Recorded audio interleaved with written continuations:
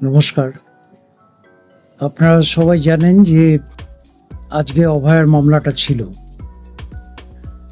এবং এই মামলার দিকে সবাই তাকিয়ে রয়েছেন যে হাইকোর্ট কী ধরনের মামলাটাকে দেখছে বা কী ধরনের মামলার নিষ্পত্তি কোন দিকে নিয়ে যাবে। তার জন্য গোটা পশ্চিমবাংলা, গোটা ভারতবর্ষের মানুষ এটাকে নজরদারিতে রাখছেন। তা আমরা জানি যে আজকে হাইকোর্টে যা হলো তা নিয়ে হয়তো আগামীকাল দেখা যাবে যে বাজারে যে কাগজগুলো আছে সে কাগজগুলো অনেক রকমের কনফিউশন সৃষ্টি করবে এবং বোঝাতে চাইবে যে ধর্ষক একজনই।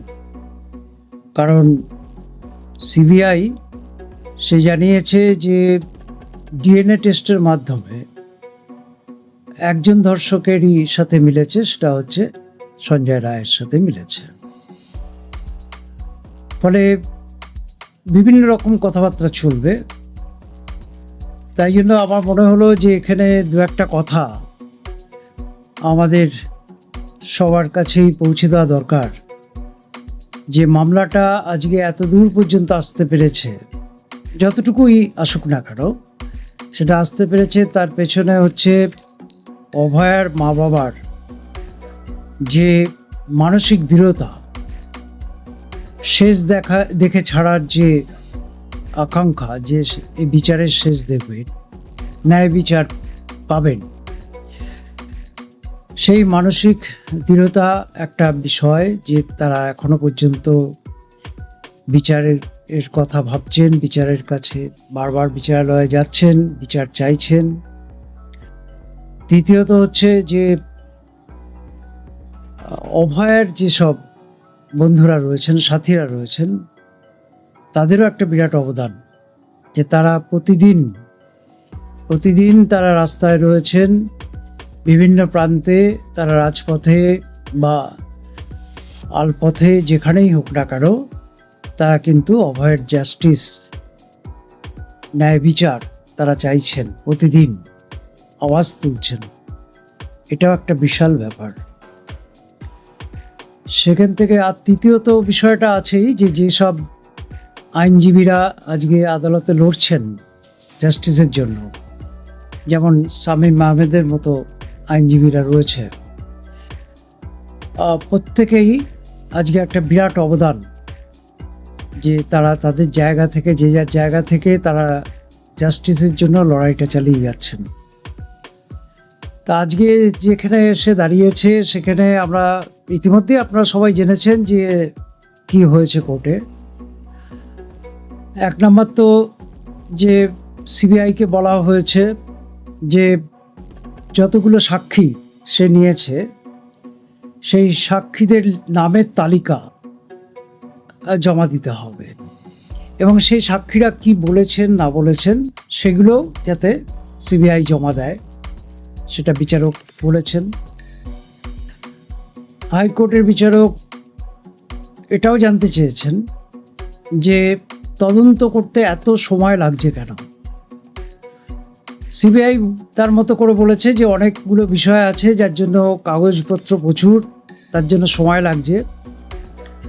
তা সেখানে হাইকোর্ট পরিষ্কার সিবিআইকে বলেছে যে কী জন্য এত দেরি হচ্ছে সেটাও যেন আগামী দিনে, মানে 23শে এপ্রিল নেক্সট ডেটে তারা জানায় যে কী কারণে তাদের দেরি হচ্ছে।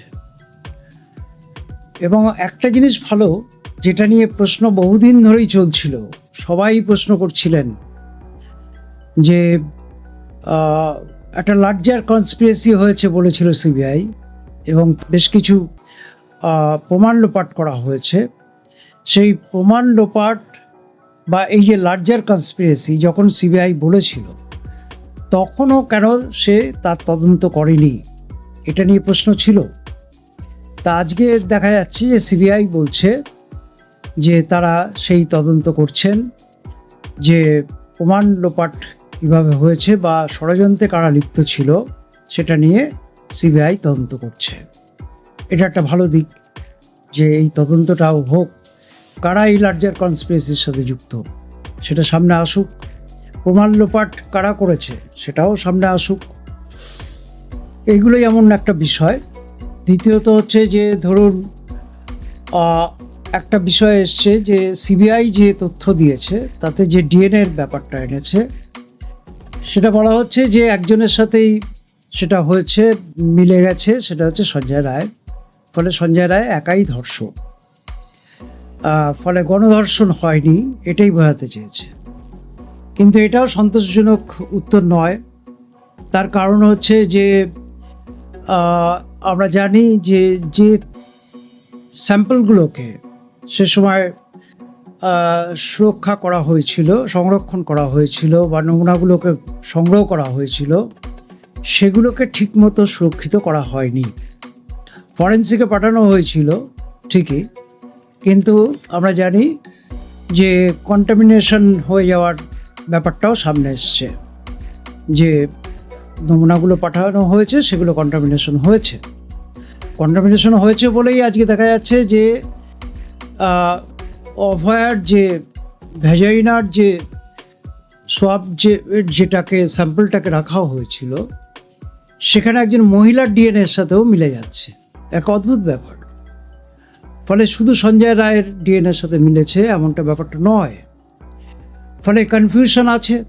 ফলে যেখানে এই বিষয়ে সংরক্ষণটাই ঠিকমতো হয়নি, কন্টামিনেশনের কথাটা আসছে, ফলে সেখানে ওই একটা ডিএনএ দিয়ে সেটাকে প্রমাণ করা যায় না।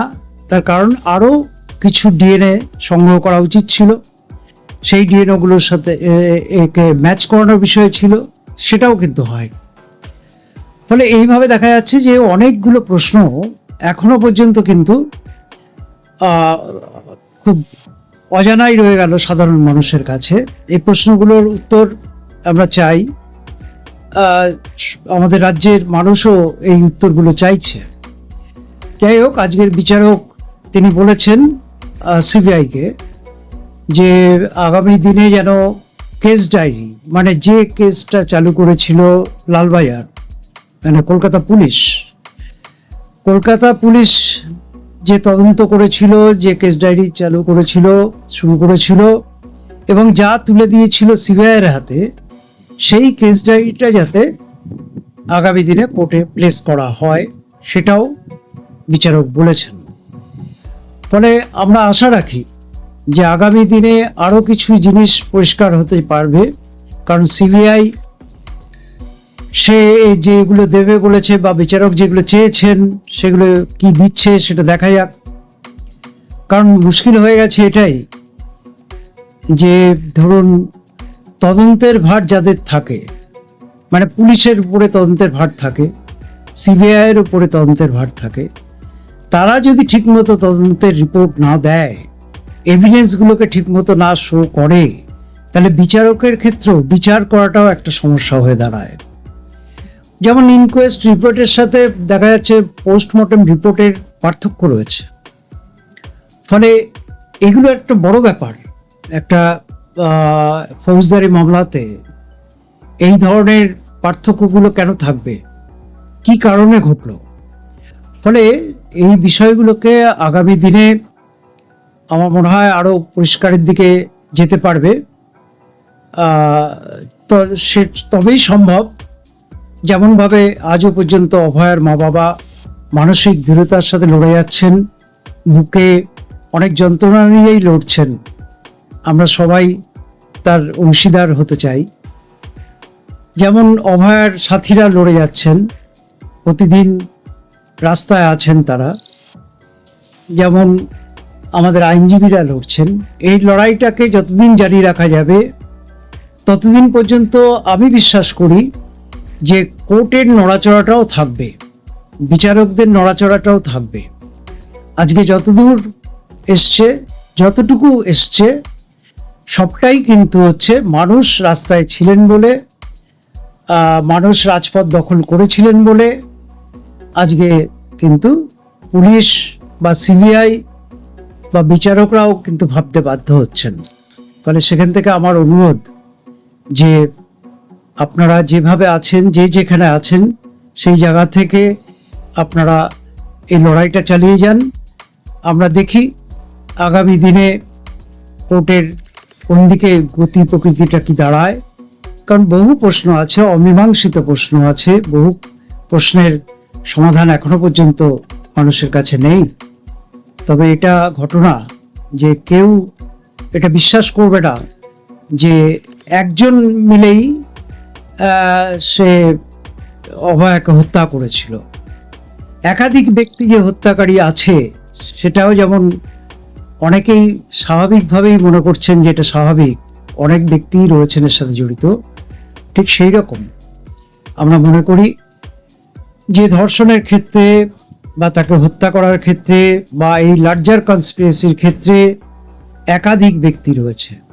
সেখানে হাসপাতাল কর্তৃপক্ষ, সেখানে কোনো ডাক্তারও থাকতে পারেন, তার সহকর্মী থাকতে পারেন, সেখানে এমনকি আমলারা যুক্ত থাকতে পারেন, যেখান থেকে মনে হচ্ছে যে অনেক বড় বড় কেউ রাঘব বোয়াল এর মধ্যে যুক্ত আছেন, যার জন্যই এতদিন লাগছে ব্যাপারটাকে টেনে নিয়ে যাওয়া হচ্ছে এবং ধামাচাপা দেওয়ার চেষ্টা চলছিল, কিন্তু পারেনি। সেটা হচ্ছে শুধুমাত্র সবাই মিলে রাস্তায় আছেন, সবাই মিলে প্রতিবাদে আছেন। আমি তাই আপনাদের সবার কাছে কৃতজ্ঞ যে এই লড়াইটা জারি থাকুক। আমরা নজর রাখি কোর্টের উপরে আগামী দিনে কি হয়। নমস্কার।